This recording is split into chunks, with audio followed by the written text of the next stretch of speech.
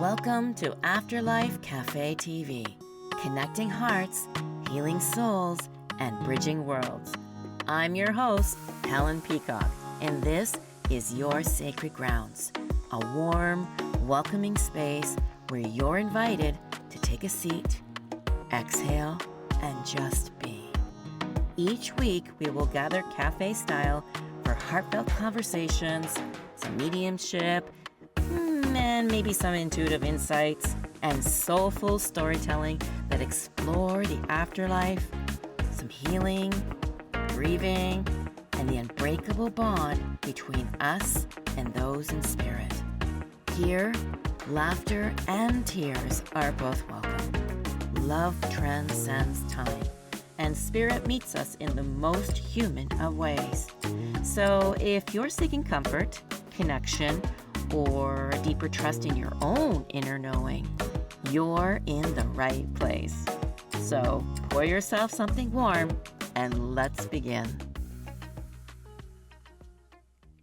Beautiful souls, and my name is Helen Peacock, and I am your host today, and I'm back with my third solo show.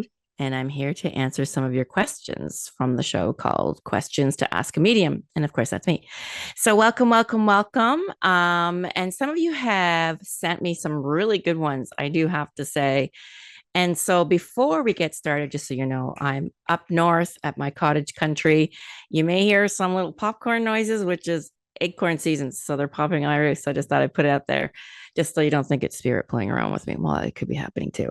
But anyhow, I also received several questions asking specifically about personal loved ones in spirit. Things like, is my loved one around me, or does my loved one have a message for me? And I completely understand why you'd want to ask those questions, but those move us more into a personal reading rather than a general question about mediumship or the afterlife.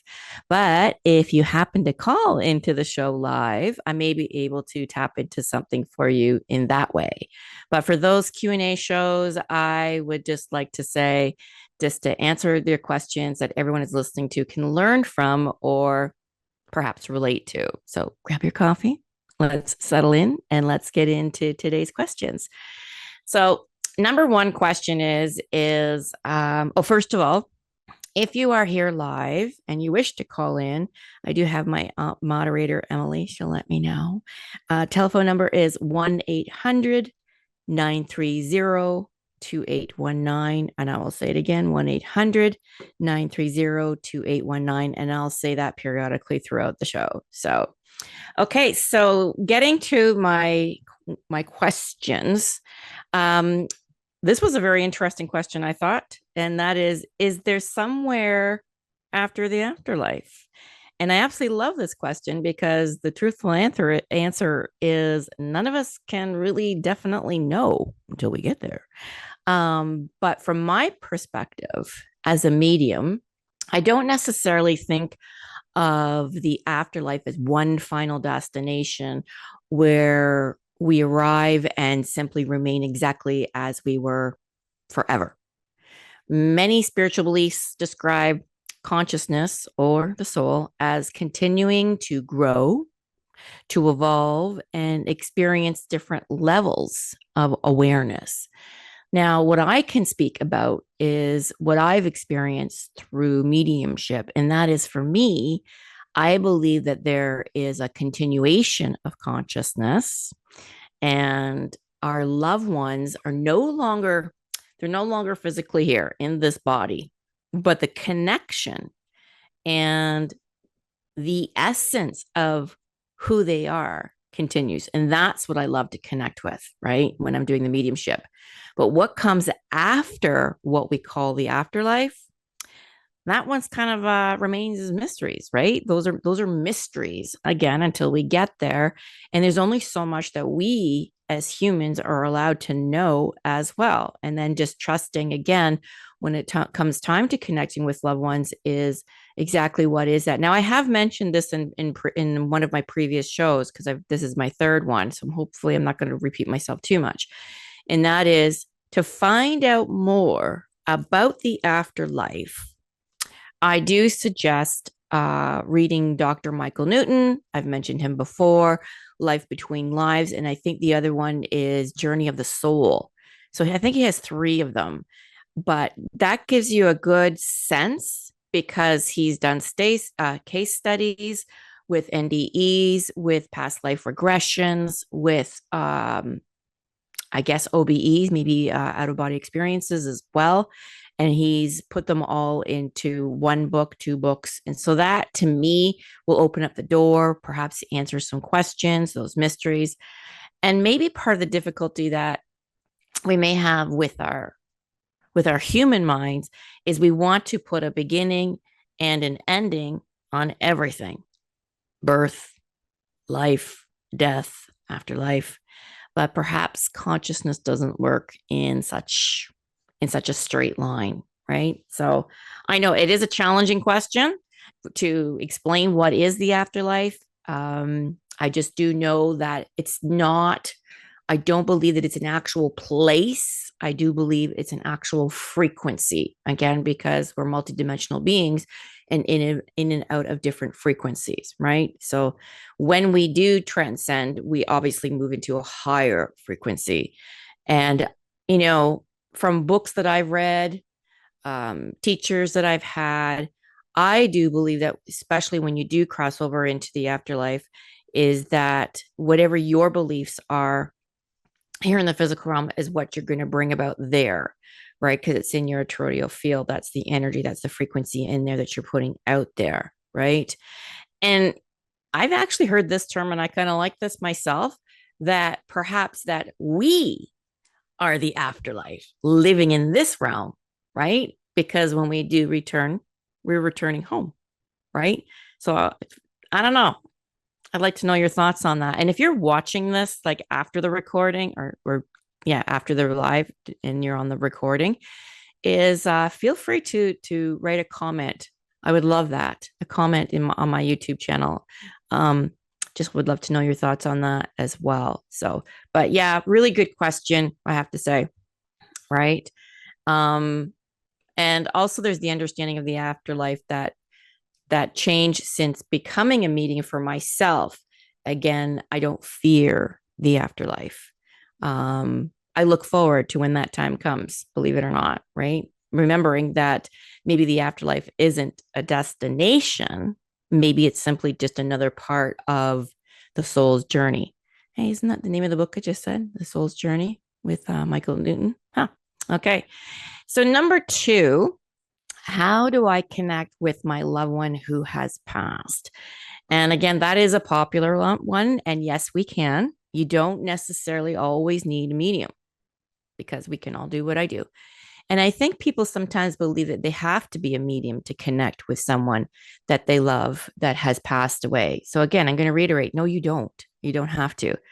I don't believe that's true. A connection can be incredibly simple. You can talk to them. You can say their name, look at their photograph, perhaps play their favorite song, um, sit somewhere that reminds you of them, cook their favorite meal, write them a letter, perhaps tell some funny stories, and keeping them a part of your life. And then this is the important part.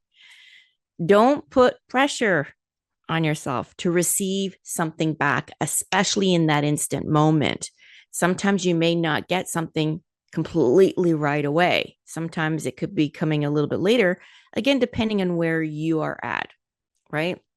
And sometimes we're looking like so hard for that big sign that we miss the subtle moments, the subtle ones, right? And so if you really want to set the intention, again, it's taking their picture and perhaps setting the intention. That's important as well. Setting the intention, creating this space, whether that's lighting a candle, have a cup of tea, whatever that is, and then just dropping into the heart space, calling them, saying their name, and saying to them, okay, let's have a chat. Let me know you're here. And it can be, again, so subtle. You may even just get the feeling of them coming across. And again, you may smell something that reminds you of them. Um, you could get a vision that may come to you in your third eye, an impression of something. And it's like, oh, I remember that. Something that reminds you of them. Right. And so, yes, we can connect with them in that sense. And to me, again, it's letting them know, and you've heard me say this before, just pick up the phone, metaphorically, of course, pick up the phone and just talk to them because that's what they want, to speak with them, right? And again, it could come through as a familiar scent. It could come as in a way of a vivid dream, a memory that suddenly floods in that they impress on you. Even an animal may appear or something that happens in your immediate thought. That's them, right? It will just come to you. And again, you just know. So hopefully that will add a little bit to your question in regards to can we connect with our loved ones. So yeah. And again, you don't have to receive names and dates or detailed evidence to continue having the connections with someone that you love that's passed, right? Because love, that's the answer. Love doesn't require a medium in order to continue for them, right? That's the key message here. It's all about the love, right? And again, the evidence doesn't have to be so big and so grand. It can be so subtle. Okay. So hopefully that will help. I could go on and on and on with that one as well. Um, you've heard me say, some answers on that in my other shows as well. So, okay. So question number 3. Okay. I want to double check with my moderator, making sure if there's any questions there. Okay, so just let me go here. No, so far we're good. Okay. So let's go back to question number 3. Was it? Yeah, question number 3. And that is, okay, so this one, I'm like, how am I going to answer that one? Because it was just a very, very random question, but I had to go there. And that is from one of my viewers. And that is, are the 12 mourning doves sitting in my tree while I sit on my porch a sign? Now, first of all, 12 mourning doves sitting in one tree would certainly get my attention for sure. Okay. But I always say that not everything has to be a sign. And at the same time, something can become incredibly meaningful because of when and how it appears. So instead of immediately saying, yes, those 12 mourning doves are definitely your loved ones, I'd become curious for sure. Perhaps think of it this way. Perhaps what was happening that day. For example, was it a birthday? Was it an anniversary? A milestone? And had you just been thinking about someone when those doves came? Were you going through something personally and needing some reassurance or comfort? And most of all, what did you feel? I love that word. What did you feel when you saw them? And knowing me, I would also look at the number 12. Oh, I got a piece of hair here. Again, it could mean the 12th of a month. It could be the month of December, 12, 1 year. Okay. Again, I mentioned earlier, an anniversary, right? It could also mean, did something happen at 12 midnight or 12 noon? Okay. So again, does 12 mean anything personally to you? Again, is it connected to a date? Is it connected to a birthday, an anniversary, an age, or a memory? Right. And here's another beautiful possibility. Perhaps you were going through something personally, and symbolically, it felt as though your loved ones were just gathering around you to support you, right? So imagine looking out and seeing 12 beautiful mourning doves and having that feeling. I'm not walking alone through this, right? I'm not walking through this alone. And having that comfort being presented to you, right? So whether someone else calls it coincidence, nature, or a sign from spirit, If it immediately brought you comfort or made you think of the people that you love, I think that's something worth paying attention to. So again, I just thought that was a great question. Hopefully it brought you some insight. Maybe there's others out there that may have had something similar, right? So again, it's about what was happening around the time that you received that sign, rather than only looking at the sign itself. So again, hopefully that will help you on that one. 12 doves too. And I love doves. They are messengers to me. You may see me using that a lot in my posts. There's just something about the dove. And to me personally, the dove represents peace, right? And bringing a message. So that's my take. That's on my library. Okay. So question number 4 is asking for very specific signs. And this is from a wonderful client of mine. And this is the one question I'm like, I'm going to see if I can answer this for her. And that is, are very specific signs and receiving them. But reality seems to be telling her something different. And what does she trust? Right? That's what she's asking. What do I trust? Right? So the question came in, and I thought, this is such a good one for sure. And this person had asked for several things very specific and pretty random signs. So, for example, I'm just going to share what she shared. And that is, I'm not sure if she just used them as examples or those are the ones that she was using for her loved ones. And that was flamingos, sunflowers, and elephants. And yes, you know who you are because I'm saying your signs. And they appeared, right? So each one seemingly giving her the yes that she had asked for. But here's the interesting part. The person's actions and what's happening in her physical reality seem to be saying something different to her.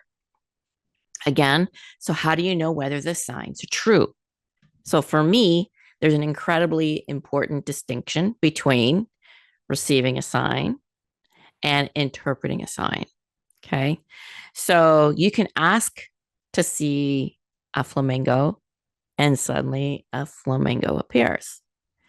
And that experience may absolutely feel synchronistically or meaningful, but we are still the ones deciding what we believe that flamingo means. So perhaps it wasn't saying, yes, the situation is going to work out exactly the way that you want it to.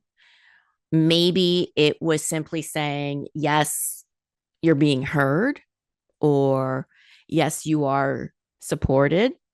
Yes, pay attention, right? Or perhaps there's something here that you're meant to experience or to learn from, right?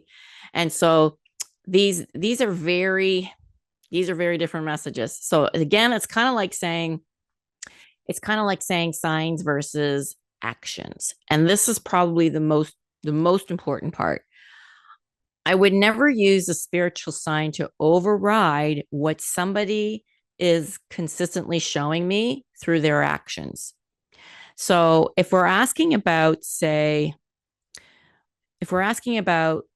a relationship, a friendship, a job, or anything involving another human being, there's something that we have to remember, and this is important, okay? They also have free will, okay? They have free will too. A sign doesn't remove another person's free will, okay? So hopefully that makes sense. If someone's behavior is consistently showing you one thing, I wouldn't encourage you to ignore what you're experiencing in the physical world because you saw the flamingo and you asked spirit to send it. Instead, again, like I mentioned before, I would become curious. So for example, let's say, what if the sign is actually about them? What if the sign is about you, right? It's not about them. It's about you. So instead of asking, is this person or situation going to work out? How about maybe asking, what is this sign trying to help me understand? And another really important question to keep in mind is, am I interpreting this through my intuition? Okay. Or through what I'm hoping will happen. So you look at it this way, intuition versus wishful thinking. And yes, we all go there because I've done it myself, right? Especially when we're on this journey, right? So intuition usually doesn't have to be loud. It doesn't have to scream at us. It's actually often very subtle. It's often very quiet. And you've heard me say this before, it's a knowing, it's an inner knowing. You don't know how to explain how you know, you just know, right? So fear, attachment, and wishful thinking can feel very different, right? Perhaps you keep asking, are you sure? How about giving me another sign? Okay, how about one more? Right? It's just like we're still guessing, or we're still wanting more, always wanting more of the answer. And then suddenly we're asking spirit for flamingos, elephants, sunflowers, and everything else because we're trying to collect enough evidence to make ourselves feel safe about an outcome. I was going to say income, about an outcome. And sometimes the most intuitive thing that we can do is stop asking for another sign and observe what's actually happening, right?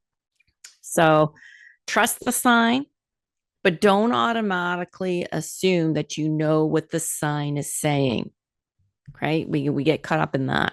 So, because again, spirit may be getting your attention without necessarily promising the outcome you're hoping for. And sometimes the clearest, right, isn't just the flamingo, the sunflower, the elephant. Sometimes the clearest sign is what's happening right in front of you. So I'll leave it there. It was a little bit of a challenging question, but I loved it. And I know why the person had asked that, because it's something that she's going through. So hopefully, I don't know if you're watching live, but hopefully that will help in that sense, right? So again, it's knowing intuition versus wishful thinking, right?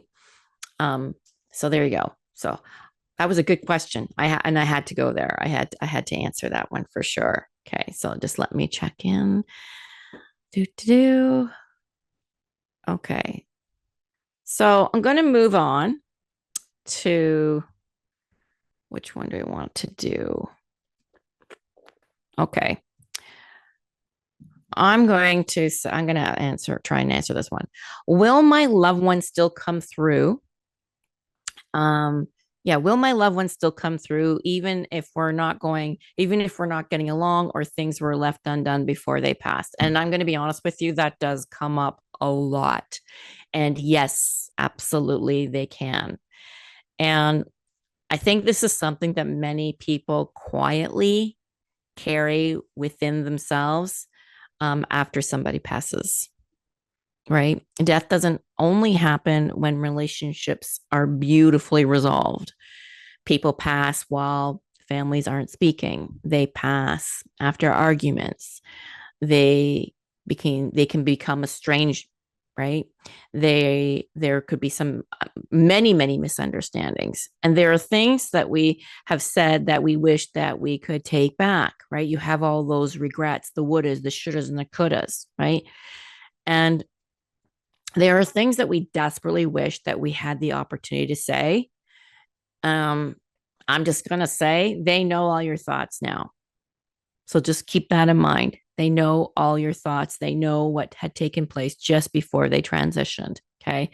And those circumstances do not automatically prevent someone from coming through. I'm going to say that again.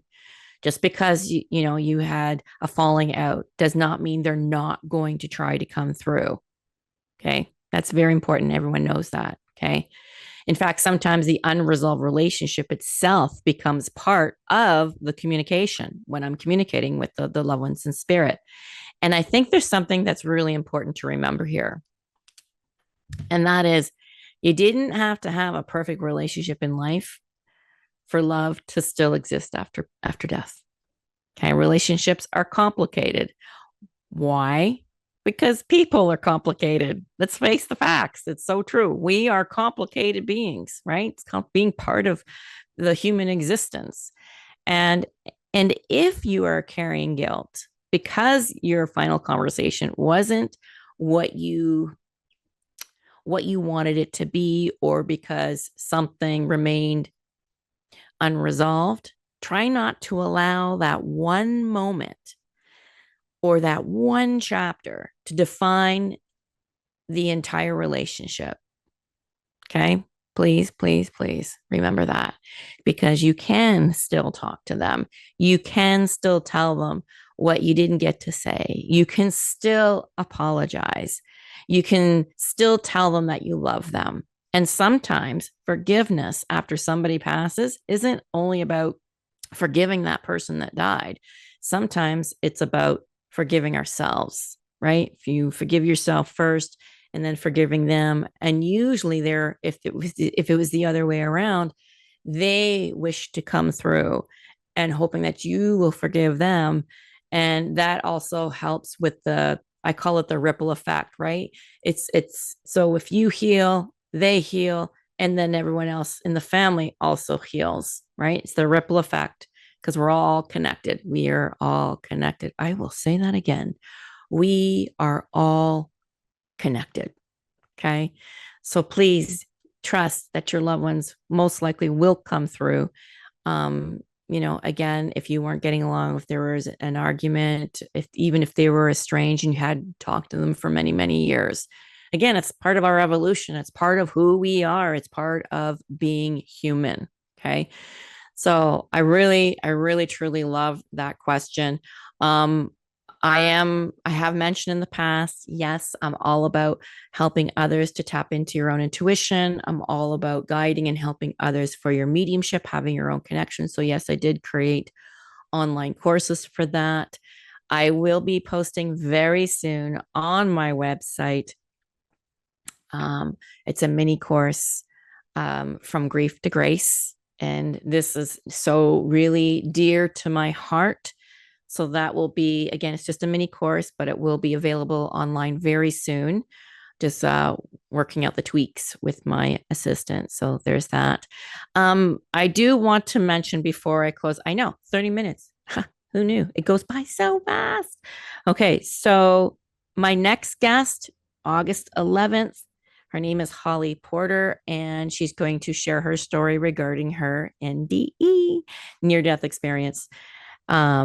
She's written a book as well. So I'm excited. So please join me live next Tuesday at 11 a.m. Eastern Standard Time.